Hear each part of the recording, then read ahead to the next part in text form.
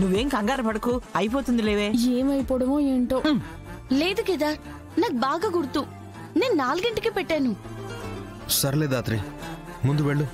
ఇంట్లో వాళ్ళందరూ లేచేసరికి నువ్వు కనీసం స్నానం అయినా చేసుండు. అసలే ఈరోజు వరలక్ష్మి వ్రతం, శ్రావణ శుక్రవారం కదా. నువ్వు లేకపోతే అందరూ తప్పుగా అనుకుంటారు. అయ్యో సరే సరే.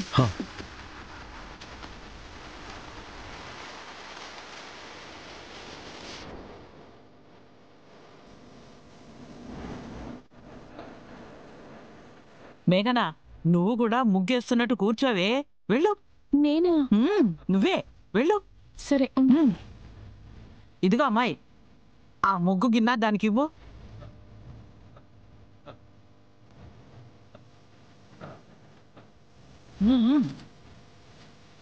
కనీసం ఇంటి ముందు కల్లాపు చల్లారో లేదో చెక్ చేయాలి. జగదాత్రి, వదినా. ఏం జగదాత్రి, నువ్వు ఇంకా రెడీ అవ్వలేదు? వదినా, అది సారీ వదినా. నేను 4ంటికి అలారం పెట్టుకున్నాను, కానీ అది 10ంటికి పెట్టుంది. అందుకే నాకు మెలకువ రాలేదు. పొద్దుగాల్నే లేవలేనని ఈ ఏడుపేదో రాత్రే ఏడుస్తుంటే నేను నిషికైనా పొద్దుగాల్నే సూర్యుడు రాకముందే ఇంటి ముందు ముగ్గులు వేసేవాళ్ళం కదో. ఇలా జరుగుతుందని నేను కూడా అనుకోలేదు అత్తయ్య గారు. సర్లే జగదాత్రి, పిన్ని వదిలేయండి. నువ్విట్ట ప్రతిదానికి వదిలేయండి వదిలేయండి అనబట్టే ఈ అమ్మికి ఇన్ని కొమ్ములు వచ్చుండాయి. అసలే పండుగ రోజాయే చూడు, పొద్దు ఎంత పైకొచ్చుండదో. ఒక్క మాట మాకైనా చెప్పుంటే పూజ ఏర్పాట్లు మేమైనా చేసుండేవాళ్ళం కదో. సర్లే పిన్ని, ప్రతిదానికి ఎందుకలా కోప్పడతారు? అవును, మేఘన వాళ్ళ బామ్మయ్యరి కనబడట్లేదు. వాళ్ళు మన జగదాత్రిలా కాదు వదినా. తెల్లవారుజామునే నిద్ర లేచి ఇంటి ముందు ముగ్గులు వేస్తుంది మేఘన. ఇదిగో అమ్మాయి, మీరు వేసిన రంగులు చాలు గాని మీరెళ్ళి పక్కన నిల్చోండి. ఒక్కతే ఎన్ని రంగులతో ముగ్గు వేస్తుందో తెలుసా? ఓ నిజమా? అవునదినా, పదండి చూద్దరు గాని. పద. సూపర్.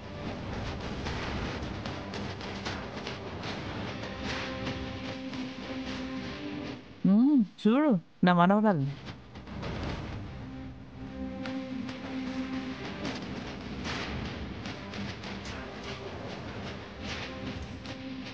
వదినా, ముగ్గురా ఉంది. వదినా ఎట్టా ఉండడం ఏందమ్మీ? ఈ ముగ్గు చూడ్డానికి 2 కళ్ళు సాలకపోతుంటేనో.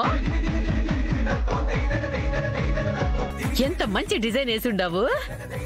పైగా రంగులన్నీ కూడా చక్కగా అద్దు పెడితివి.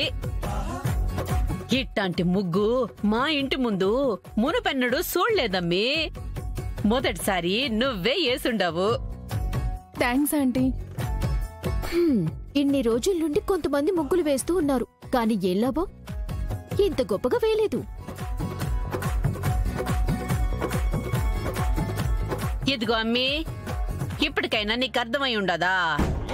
మాటలు చెప్పడం కాదు, చేతలు ముఖ్యమని. చూడు, చిన్న పిల్లైనా గాని ఎంత చక్కగా ముగ్గేసుండదో. మాటలు కోటలు దాటించడం కాదు, చెప్పింది కూడా చెయ్యడం నేర్చుకో. అమ్మ కౌశికి, ఇంతకీ ముగ్గు ఎలా ఉందో చెప్పలేదు. నిజంగా ఈ ముగ్గులు మీరే గనక వేసుంటే గ్రేటే. చాలా అందంగా ఉన్నాయి, చూడముచ్చటగా ఉన్నాయి. మేఘనా, నిజంగా ఈ ముగ్గు నువ్వు మీ బామ్మ కలిసి వేశారా? అవును. ఏందమ్మీ అట్ట అంటా ఉండవు? నీకేయడం రాదు కదా అని అందరూ నీ మాదిరే ఉంటారయ్యింది. మేఘనకి ఈ ఇంటి మీదున్న శ్రద్ధ అట్టాంటిది మరి. ఇదిగో మేఘన, ఈ ముగ్గుకి తిరిగే లేదనుకో.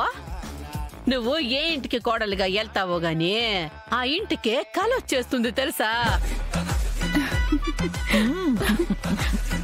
అవును మేఘన, ఈ రోజుల్లో నీ అంత డెడికేషన్ ఎవరికుంటుంది చెప్పు?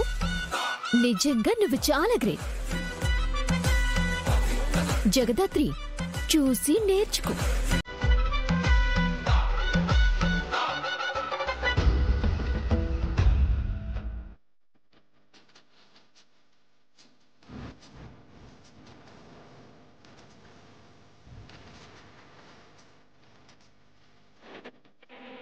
ఇదేంటి ముగ్గేస్తే కనీసం చేతులకి ముగ్గైనా ఉండాలి, లేదంటే రంగులైనా ఉండాలి కదా. కానీ వీళ్ళ చేతులు క్లీన్ గా ఉన్నాయేంటి?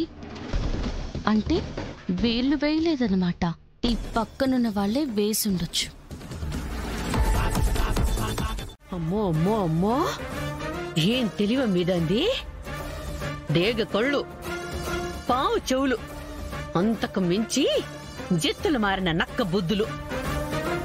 మా చిత్తూరు నెల్లూరులో అయితే ఇట్టంటోల్ని నిరజానలు అని పిలుస్తారు. వాళ్లకంటే ఇవే పెద్ద ముదురేలే. ఆ జగదాత్రి గురించి మనకి తెలిసిందే కదా అత్తయ్య. ఈ మేఘన వాళ్ళు దాన్ని చాలా తక్కువ అంచనా వేసి ఏదో పొడి చేద్దామనుకున్నారు. మనం ఇచ్చిన ఐడియాని నాశనం చేశారు. ఇక నుంచైనా వాళ్ళని సొంత పెత్తనాలకి పోనివ్వకుండా మనం ఏది చెప్తే అదే చేయమని చెప్పాలి. అదే నిజమేనమ్మి. లేకపోతే ఆ జగదాత్రి బామ్మని వెంటనే ఇంట్లోంచి ఎళ్లగొట్టేదు. మన చేతిలో ఉన్న ఒకే ఒక అస్త్రం ఆ మేఘన అమ్మి. దాన్ని మనం వదులుకోకూడదు. ఏం చేయాలి? వీళ్ళని ఎలా గెలిపించాలి? ఇదిగో అమ్మి, వీళ్ళు గెలవకపోయినా పర్వాలేదు. ఆ జగదాత్రి మాత్రం ఎట్టయినా గెలవకుండా చూడు. అప్పుడు ఆటోమేటిక్ గా అందరి ముందు పరువు పోతాళ్ళ. పూజకు వచ్చినోళ్ళు దాని మొహాన ఎన్నెన్ని మాటలు అంటా ఉంటే అది చూసి కదూ మనం సంతోషపడాల్సింది. అప్పుడు కదూ మన కడుపు మంట చల్లబడేది.